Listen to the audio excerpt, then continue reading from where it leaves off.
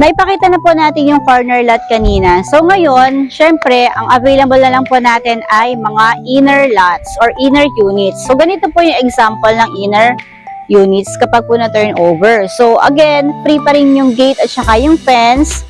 Ayan, so 3-story, meron pa rin siyang 6 solar panel na naka-installed.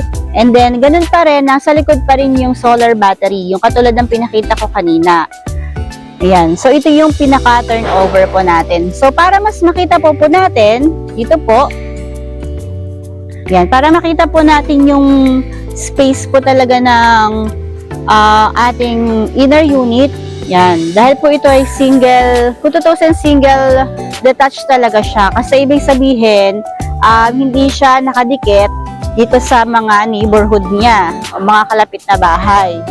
Ayan, so, ayan siya. Unlike yung mga townhouse, diba? So, dikit-dikit sila. So, ang maganda po dito sa Casas Bohemia, hiwa-hiwalay po yung bahay dyan. Dito. Ayan. So, makikita po natin. So, meron pa rin po tayong garage area. And then, meron pa rin po ditong space doon sa gilid. Yan. So, pakita po natin yung space. So, yan. So, lalakad po ako para makita po natin yung space. So, imagine po natin, nandito po tayo sa loob ng gate.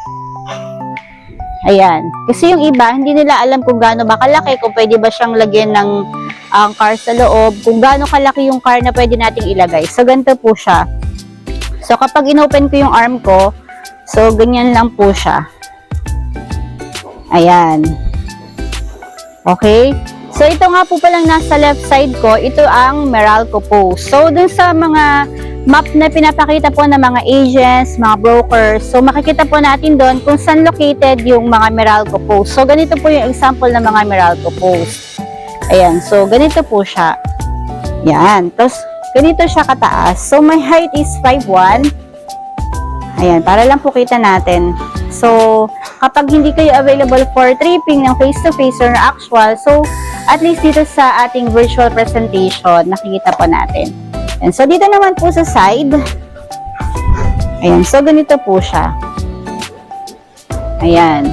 Okay, lalakad po ako para makita po natin kung gaano kalaki yung space.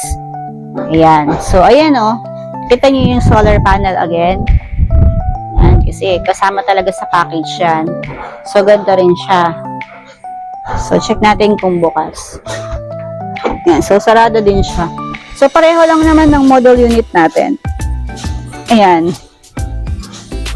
So, yan. So, sa mga hindi pa po nakakabisita dito sa Casas Bohemia, message nyo lang po ako para kung gusto nyo po talaga ng mga actual presentation, katulad po ng ginagawa ko ngayon, at para mas makita nyo po na actual.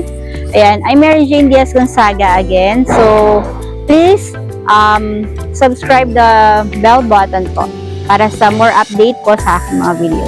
Thank you!